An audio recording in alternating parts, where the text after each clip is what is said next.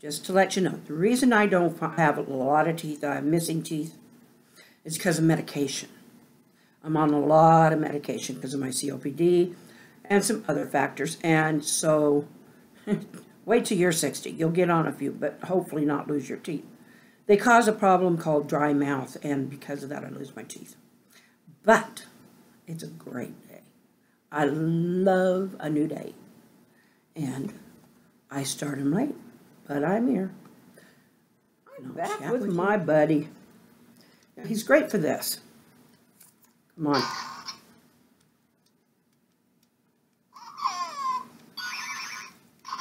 And I think it's funnier than heck. I think I'll name him Albert. I don't know why. The name Albert just came to mind. Maybe it's because of an A. Starts at the beginning. But anyway. The one thing he's not good for is cuddling. All right, I'm sorry. I have a Tweety bird. A big one that my husband got me because I absolutely love Tweety bird.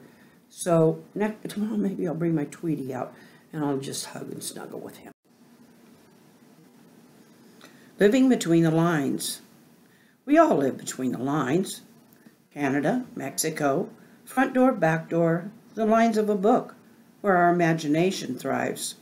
Yes, we all live between the lines.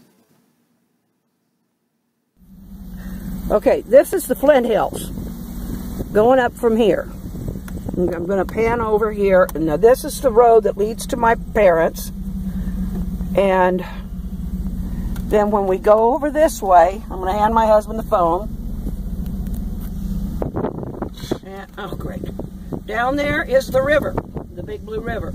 That is how close the Flint Hills are, where I grew up, to the Big Blue. Why is that thing in the middle? That is there because the power's getting low. So that's going to be it. Okay. Anyway, I'm going to introduce you to a couple of my books. This first one, that isn't a very good, oh, here. There. Well, anyway, it's blue. And it's got a girl on the front. But it's called The Search. And you have to look me up on Amazon or Smashwords or one of them as G.K. Fralin. And I'll put the note down in the comments. Anyway, this one's called The Search. And it's a woman goes on a journey to find her way home. She gets lost and she's on a journey to find her way home, and it gets pretty treacherous. So it's kind of mysterious and in a way a little bit spiritual. Okay, Who Be Charlie B? This one is important because, well, they're both hard, but this one is especially important right now because it's the first of the series for the next one I've got coming out. And none of my books are really what you would call a novel. They're more of a novella. Because, I don't know. I tend to like to, I don't like to be overly wordy, but I do like to get, things defined and described. But anyway, the Charlie Bueller books are about a young man back in 1905. He lost his father. Now, he was born in 1885, and he's dark-skinned, or was. This was influenced by a true person. He was born dark-skinned, and both his parents are white. And he's the oldest, and all of the consecutive siblings are white.